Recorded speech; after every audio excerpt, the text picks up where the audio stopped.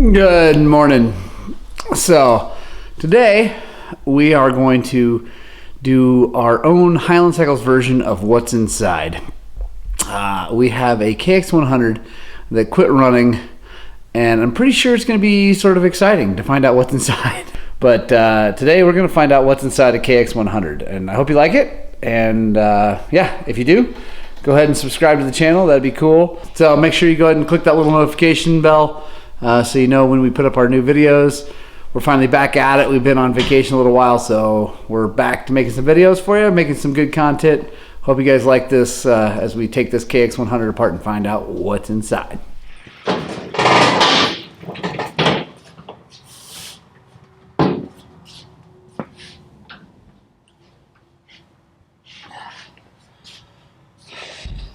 Here is the KX in question. Question is a 2008 KX100 that actually at one point was made street legal, which is pretty cool. And now it doesn't run. The customer complaint is that it was running fine, no problems. They'd ridden it a few days in a row, everything was good. And then not so much. It just died, and this is now how it is. Doesn't feel like any compression. So we are going to take it apart and find out what's inside this thing. Join us for this trip into what goes wrong with the motor here at Highland Cycles. I think it's kind of a fun thing to experience. Like, I always love taking things apart and finding out what's wrong with them because that's part of what we do. So here we go.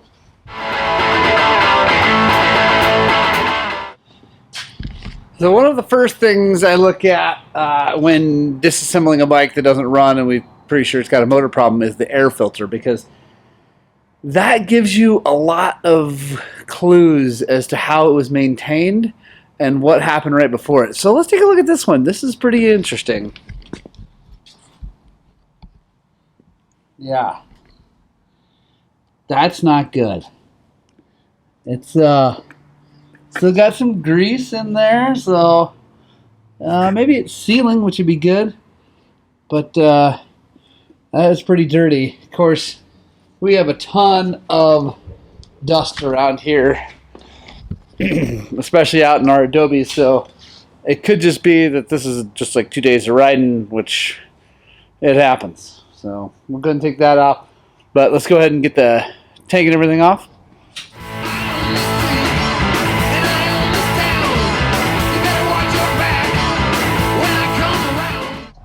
All right, now it's time to take the pipe off, drain the coolant, get it all empty, get the motor mounts off so that we can slide the cylinder off and see what's going on.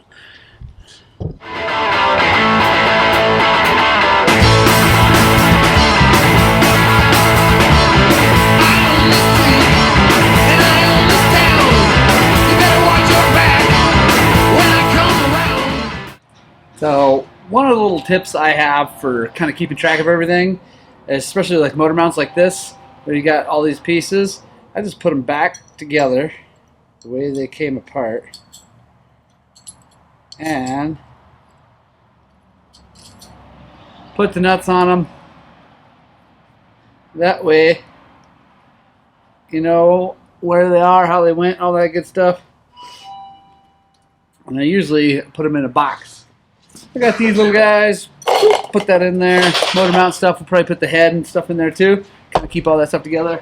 So on Japanese bikes, the carburetor is attached to the cylinder. On KTM's, it actually goes into the cases, so you don't have to remove it. But on this, we got to get it out of the way. So we're going to get the carburetor out of the way, take it off, put it in its own box, to kind of keep it safe and out of the way and clean.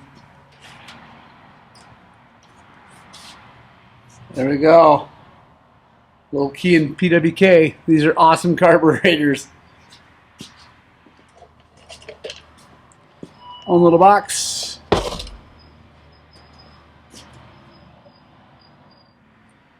Now we got to get the coolant out before we can take the cylinder head off. Otherwise, coolant goes everywhere. So we drain it. The drain for the coolant is underneath the skid plate, and I don't really want to take the skid plate off right now because they've got it held on with a U-bolt and some anyway. So we're gonna have to take it off later anyway. But right now we're gonna drain the coolant the old school way. So here we go.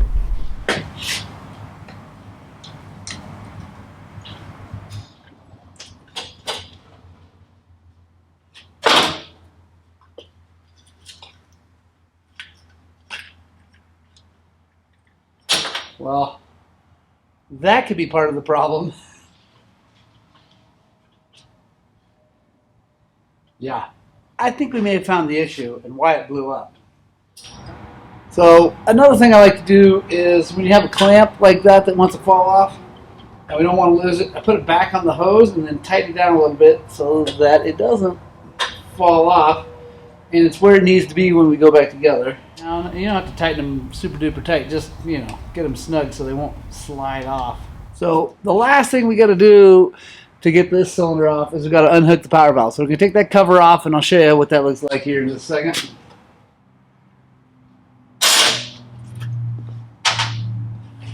So every power valve mechanism is a little bit different. This one we can unhook with just a circlip. I'll show you. So right there, you see this circlip coming around here. Just need to pop that off. We can swing this arm off. So you can kind of just get a screwdriver and just twist. And there it goes.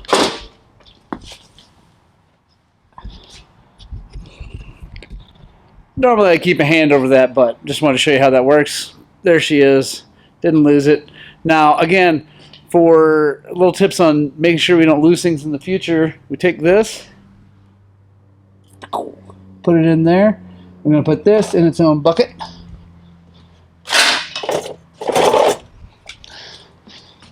Or, as I like to call them, cajitas, which means small box in Spanish. So there's that. Power valve stuff's there. Now that's loose. You see, there's a little rubber guy here which will allow this to come up and off without taking it off. So now we'll take the head off, take a look in from the top, then we'll slide the cylinder off and see how bad this actually is.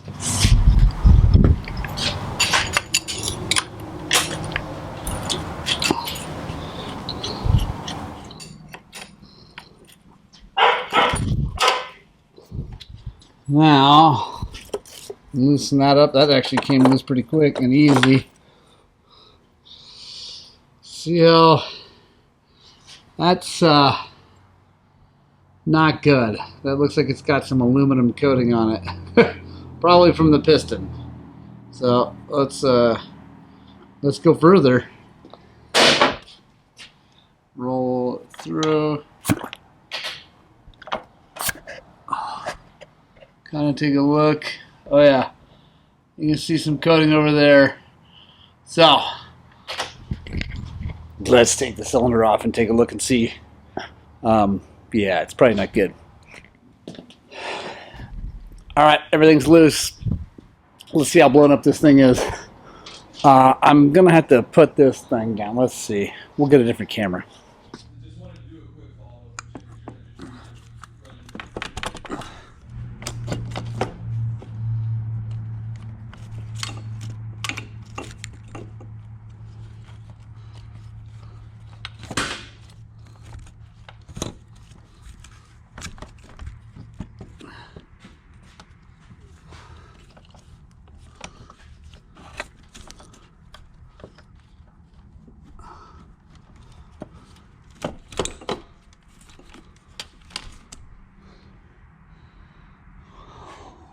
Ooh, that's gnarly.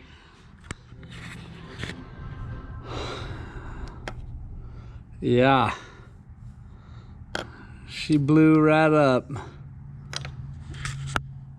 Oh yeah.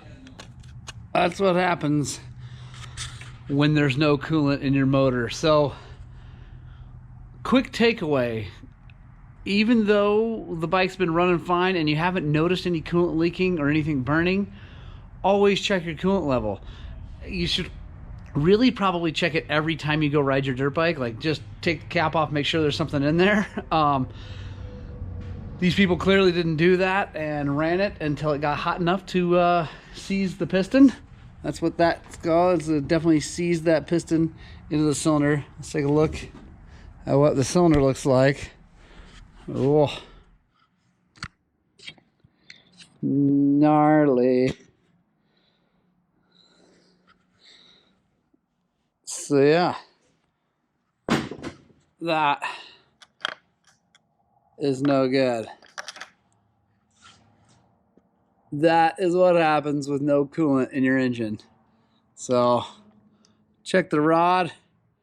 It actually feels good. It's a hot rod. This has already been rebuilt. I think it was rebuilt quite a while ago. Well, I don't know about quite a while, but a while ago. So rod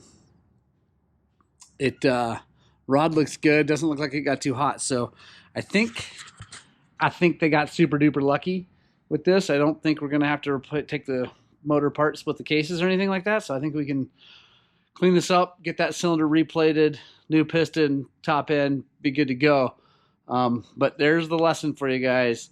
Always make sure you check the coolant in your bike, because sometimes it's going in, it could be, I haven't even drained the oil on this, it could be that it's been draining down into like through the water pump and going into the engine oil or to the transmission oil. We'll have to check that and see if that's what's caused it.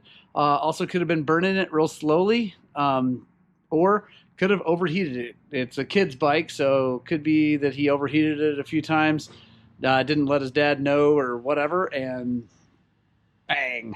So there we go. So that's pretty gnarly. That's not good.